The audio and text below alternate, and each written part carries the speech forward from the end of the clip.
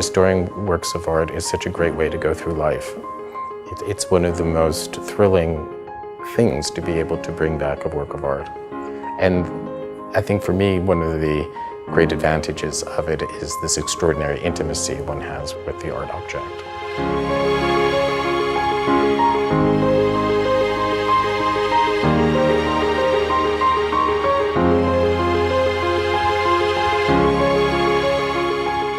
I chose to be a conservator because I had a great interest in art history and in the sciences, and I realized that I could combine these two interests of mine through the field of conservation.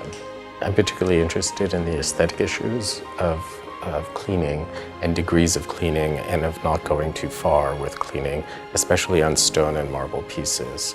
One of the major tenets of any kind of conservation treatment is reversibility. That is that whatever we do can be undone without damage to the work of art.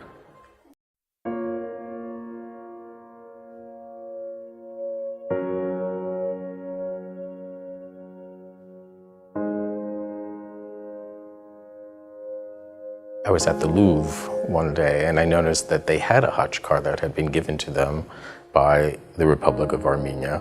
And I thought to myself, why can't we have one? With the curator Helen Evans, who's our curator of Byzantine art, we made a trip to Armenia. We were taken around to look at Khatchkars. We felt very strongly that we didn't want to remove a Khatchkar that was in its original location. The Khatchkar that's here on loan to the Met, it was in an area of an abandoned church in Lori, and it was leaning up against a post outside, which was how we knew it couldn't have been in its original location. The Khatchkar was used often as a grave marker, but it was also used to mark special events. Most Khatchkars are made of tufa, a volcanic stone, a much softer stone. But the Khatchkar that's here at the Met is of basalt, which is actually a rarer material. There are basalt mines nearby, Lori, so it makes sense that basalt would have been used.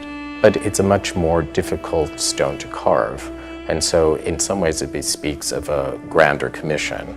It's not just a question of availability in this instance. It's of exceedingly high artistic quality and is unusual for its depiction of the four evangelists that you see depicted on the bottom. There's the angel of St. Matthew, there's the lion of St. Mark, there's the ox of St. Luke on its side, and there's the eagle of St. John. To find any figural depiction on a Khatchkar is very unusual. One thing that I found to be rather distinctive about the Khatchkars from the conservation point of view are the ones that we were shown, and that was many, hundreds of Khatchkars, is that they're not recarved.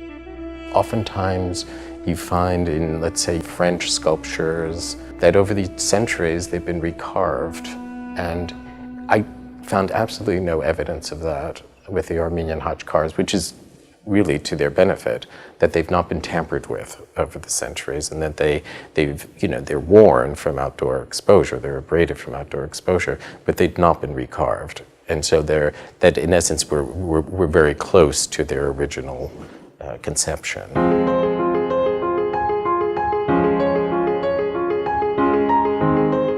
I think that the position of the Khatchkar, which is so close to the entrance of the museum, is in a gallery that's so well traveled by most visitors to the Metropolitan.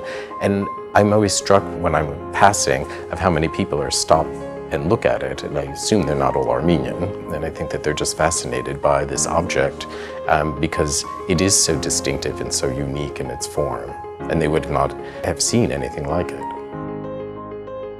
I'm just happy that we have a Khatchkar on view in the Metropolitan Museum, and it's such a spectacular example of one that really truly represents this art form and the art of Armenia.